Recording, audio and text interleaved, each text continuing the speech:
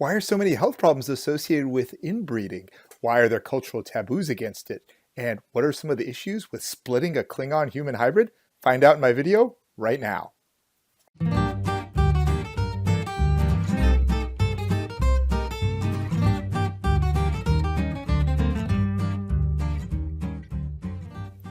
Hello, my name is Mohammed Noor. I'm a biology professor at Duke University, and I'm an occasional science consultant for the Star Trek universe. I'm very excited to talk with you today about the genetics underlying inbreeding depression. Why is it inbreeding is bad? Why are there cultural taboos around it?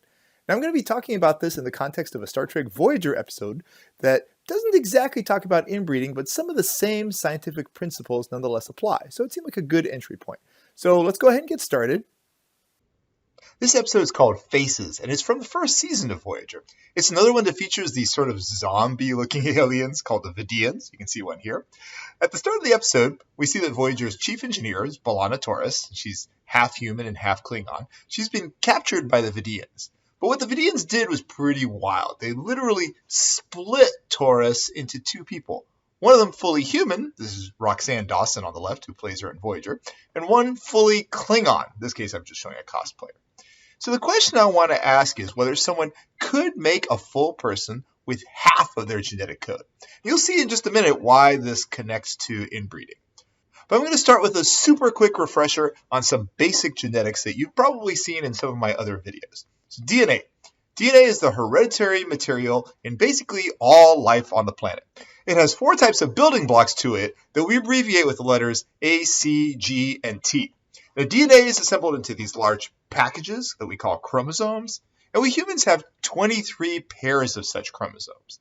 But importantly, everyone inherits one copy of each of these chromosome pairs from their mom and one copy from their dad. Now, this DNA code is almost the same in all of your cells, but as I discussed in another video, the replication is not perfect, and mistakes that we call mutations can and do pop up. So with this gentleman who has a code of TCTT in both of his copies of, say, chromosome 13, he may produce sperm that are mostly TCTT, but every now and then, very rarely, he might produce one that's TCTC. So the one with the C at the end has a mutation, and if that sperm fertilizes an egg, then his son or daughter would have a TCTC that their dad or mom never had.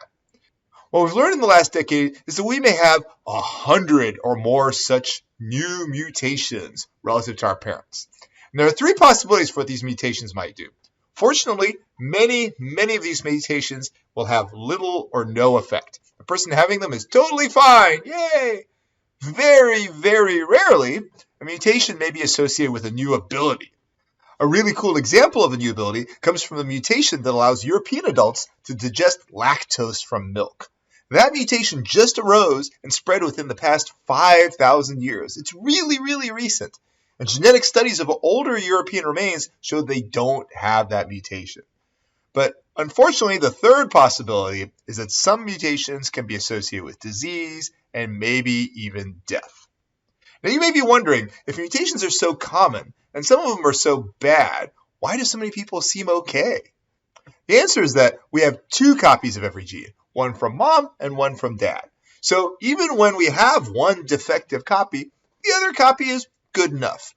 In genetic terms, we call this good enough copy that basically makes everything okay, dominant. And basically, it is sufficient by itself. You can think of it like a lamp with two light bulbs. So the room might be pretty bright if both bulbs are working, and you can read or do whatever it is you're trying to do. However, if one of the bulbs isn't working, it may seem just almost as bright in the room. Again, you can read and do whatever what you want. One bulb is good enough, or one gene copy is dominant. Now, of course, if both bulbs are broken, then the room's fully dark. And that's a problem. Things can go wrong. You might trip. You might stub your toe. But back to genetics, having one copy of a bad mutation, in this case, the one with the last C, may not really affect you in a noticeable way. And you would be what's called a carrier, and you may well be fully healthy. The concern is what happens if you have kids with someone else who's also a carrier. Well, there's a 50% chance that you'll pass on the bad mutation because you're giving either TCTT or TCTC in your sperm. There's a 50% chance that she'll pass on her bad copy. So between the two, on average, there's a 25% chance, or 1 in 4, that a kid of yours will get the bad copy from both of you.